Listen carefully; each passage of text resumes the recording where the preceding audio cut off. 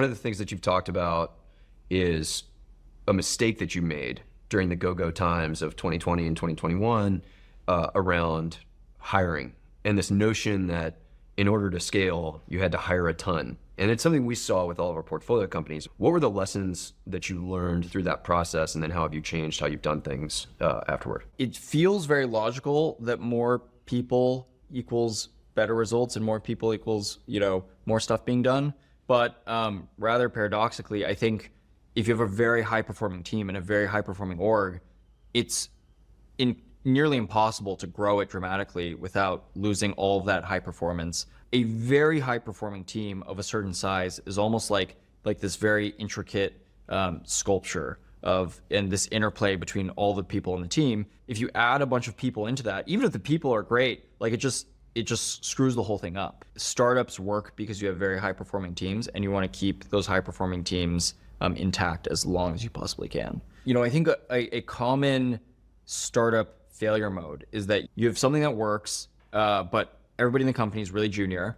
So then things are scaling, but all the wheels are kind of falling off.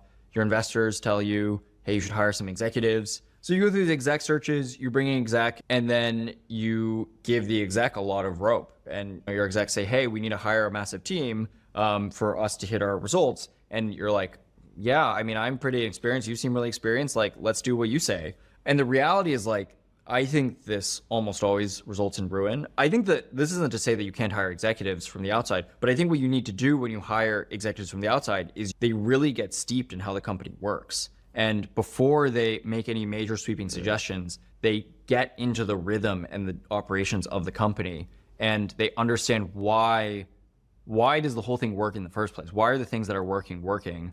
And then they make thoughtful suggestions. Initially, they take small steps, and you sort of you trust and verify each of these small steps, and eventually maybe they can make more sweeping suggestions. And this is where we've made mistakes, is you're not buying some magical bag of goods that is going to bring this magic formula into your business that will all of a sudden make the whole thing work. The other thing on the flip side, there's a founder fantasy, which is, oh, I'm going to just hire a bunch of incredible execs. They'll do all the stuff I don't want to do. And I'm going to be able to sit back and just sort of watch the cogs happen and watch the machine work. And that's also extremely unrealistic, because the reason that you are a good founder CEO is because you make very good decisions over and over and over again over an extended period of time. And to pull yourself out of those decision-making loops is, would be kind of crazy.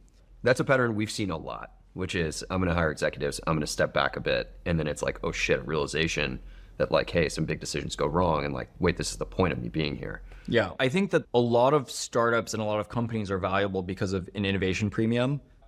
Investors believe that founder-led companies are going to out-innovate the market. And so your job is to out-innovate the market. So you better be in the strategic decisions and everything. Yeah, for sure.